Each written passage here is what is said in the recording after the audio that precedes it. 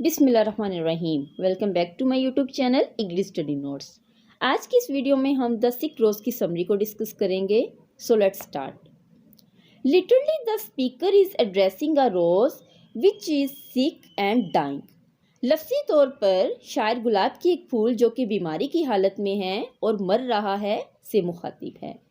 A worm entered the inner parts of the rose and has been destroying its nourishing parts and has made it look sick. इस फूल के अंदरूनी हिस्से में एक worm दाखिल हो चुका है और फूल की नशोनुमा करने वाले अंदरूनी हिस्सों को तबाह कर रहा है, जिसकी वजह से फूल बीमार लग रहा है। But metaphorically, this poem is enigmatic and it can be interpreted at many levels. लेकिन इस्तराती तौर पर ये एक पेचीदा पोइम है और कई सतहों पर इसकी तशरीह की जा सकती है। The rose, a symbol of love and beauty, has strangely been affected by a harmful worm and is withering away.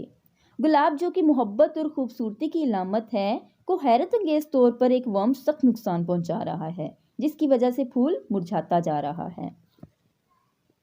In short, the speaker sees a red rose in a garden and feels something wrong with it. एक बाग में speaker की नज़र गुलाब के एक फूल पर पड़ती है और वह महसूस करता है कि उसके साथ कोई मसला है। He addresses the rose and tells it that it has gone sick because the strong wind threw a worm on the rose plant at night, and the worm managed to enter the body of the rose.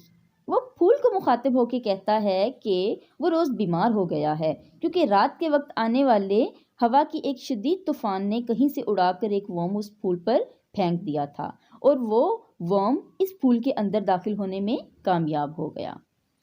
The worm fell in love with the rose and starting living inside it. अब उस worm को फूल से उनसियत हो गई है और वो उसके अंदर ही रहने लगा है। However, it started eating the main and tasty part of the rose and unknowingly starting destroying it.